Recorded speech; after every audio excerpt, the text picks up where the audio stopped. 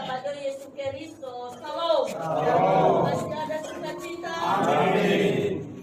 Puji syukur kita panjatkan kehadiran Tuhan kalau pada malam hari ini kita boleh bersekutu melalui PA Majelis Jemaat BMKP Bogor di rumah dinas pendeta BMKP Bogor.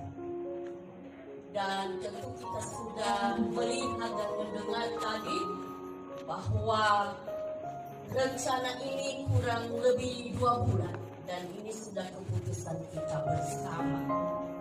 Puji Tuhan, kita sudah meluangkan waktu bagi Bapak Ibu beserta keluarga semua, dan semua itu karena kasih Tuhan.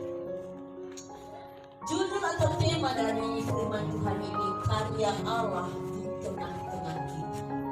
Karya Allah di tengah-tengah kita. Salah satu masalah yang terjadi di tengah-tengah jemaat Korintus ialah adanya perpecahan. Adanya perpecahan, perselisihan di antara warga jemaat. Salah satu penyebabnya ialah membeda-bedakan tokoh yang mereka kagumi dalam keyakinan yang sama, membuat kelompok-kelompok tertentu menjadi mereka fanatis dan lahirlah iri hati dan perselisihan. Ini adalah salah satu penyebab yang mendorong Paulus mengapa ia menulis dan mengirim suratnya kepada jemaat di Korintus. Di antara mereka tidak ada setia sekata. Di antara jemaat mengakibatkan perpecahan di antara mereka. Hal inilah yang terjadi di antara mereka, sehingga mereka saling berkata, menonjolkan yang mereka unggulkan. Aku dari golongan Paulus, aku dari golongan Apolos, aku dari golongan Kefas, aku dari golongan Kristus. Surat Paulus ini diteruskan bagi jemaat yang ada di Korintus, di mana Paulus menyesuaikan juga pelayanannya dengan keadaan jemaat di Korintus. Keadaan jemaat pada saat itu bisa disebutkan sebagaimana di dalam firman Tuhan sebagai manusia duniawi, yaitu manusia yang dianggap belum dewasa dalam Kristus. Tentu kita tahu kalau dikatakan manusia yang belum dewasa itu, ya mungkin seperti perilaku anak-anak belum dewasa. Dia tidak tahu apa yang dia lakukan karena belum dewasa.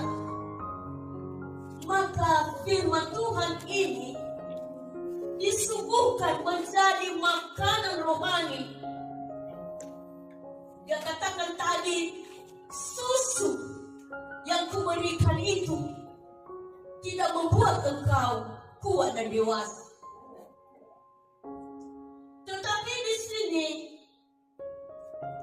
dia mendekatkan kita bahwa ia memberikan susu itu dalam bentuk kerohanian. Artinya susu tentu manis, enak, dan memberikan pertumbuhan bagi anak-anak. Bagi orang tua juga, kalau dia mau minum susu susu tulang, susu diabetes, ya kan, susu sapi, yang penting banyak dan manfaatnya berbeda-beda. Namun itu untuk pertumbuhan supaya sehat. diberikan bagi kita itu adalah susu rohani yang memberi pertumbuhan rohani bagi kita.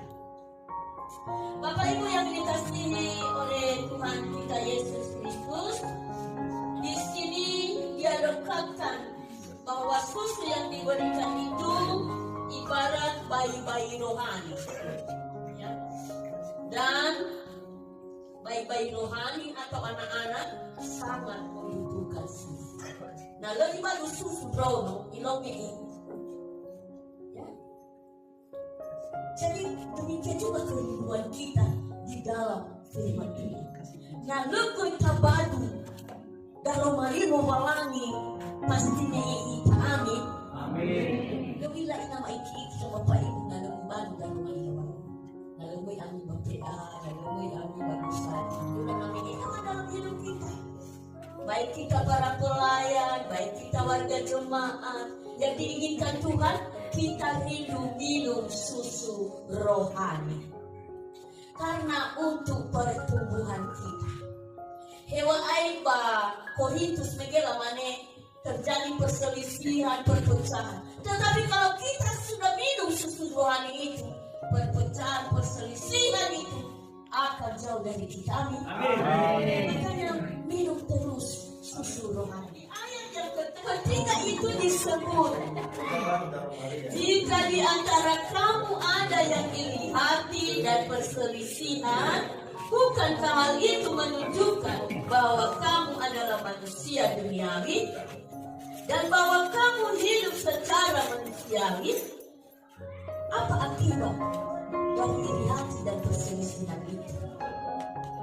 Yaitu munculnya beberapa golongan yang fanatis dan membentuk golongan-golongan yang membuat tembok pemisah, jurang pemisah antara satu dengan yang lain. Sebenarnya tidak ada masalah antara Paulus, antara Apolos, antara Kefas, tetapi manusianya yang membeda-bedakan. Tidak ada antara mereka. Kenapa hal itu? Kembali karena belum mampu meminum susu rohani. Bapak Ibu yang dikasihi oleh Yesus, kita para pelayan, jangan kita membeda-bedakan. Itu dia. Itu dia. Kalau bersamanya saya ikut, kalau di rumahnya tidak ikut, karena ada musuh saya, selisih saya. Saya yakin waktu di rumah Pak Nito bukan karena perselisihan. Amin. Karena kesibukan. Jadi malam ini kita mulai. Mari kita penuhi hidup kita dengan susu rohani itu. Tidak membeda-bedakan di rumah pendeta, di rumah Bapak Sabjone Keriso, di rumah ketua komisi, dimanapun. Kenapa yang kita jalin itu bukan membentuk tembok-tembok pemisah di antara kita para pelayan. Jadi kalau masih ada pikiran-pikiran yang demikian di antara kita para pelayan di Jemaat BKP Bogor ini, tell us how to work abroad. Ada boleh semina saumur, ya, di antara para pelayan ada boleh nama daun, lebih dari nama daun, dan cocok berlakukan kan bisa bercocok. Jadi malam ini marilah kita memahami peraturan kita masing-masing. Jangan kita membeda-bedakan siapa kita. Dan itu menunjukkan kedewasaan secara sehingga di antara kita para majelis malam ini mengambil komitmen. Tidak ada yang namanya golongan Paulus lagi, tidak ada golongan Apolos lagi, tidak ada golongan Kefas lagi, tidak ada golongan Kristus lagi. Semua adalah golongan Kristus. Amin. Amin. Untuk itu Bapak Ibu yang dikasihi oleh Tuhan kita Yesus Kristus, marilah kita memandang Allah Jangan memandang manusia.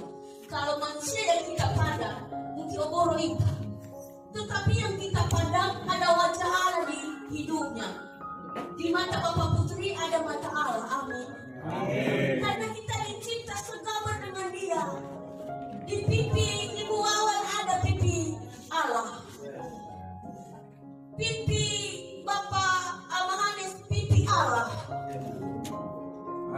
Hidup Bapak Amanesti hidup Allah. Jadi kalau hidup saya pesek, tetap hidup Allah dong. Bukan hidup papa mama, tapi itu diberikan Allah dalam hidup kita masing-masing. Jadi artinya kita memandang Allahnya, bukan manusianya, sehingga kebersamaan kita di dalam melayani Tuhan, di dalam jemaat BNKP Bogor ini benar-benar menghasilkan yang baik. Ada kualitas, ada kuantitas. Untuk banyak ada kuantitas. Kalau kualitasnya tidak nampak, biar ada kualitasnya, kuantitasnya sama-sama, sehingga kita di antara para hamba-hambanya dapat menghasilkan buah yang diinginkan Tuhan. Jadi di dalam pikiran kita jangan mengatakan dia yang menang Allah, ya, supaya kita terus bergantung kepada Allah. Makanya dikatakan di ayat yang ke-9 tadi, di sana dikatakan karena kami adalah kawan sekerja Allah, kamu adalah ladang Allah, bangunan Allah. Jadi biarlah karya Allah itu terbersih, nyata dalam kehidupan kita sebagai para pelayan dan sebagai jemaat Tuhan.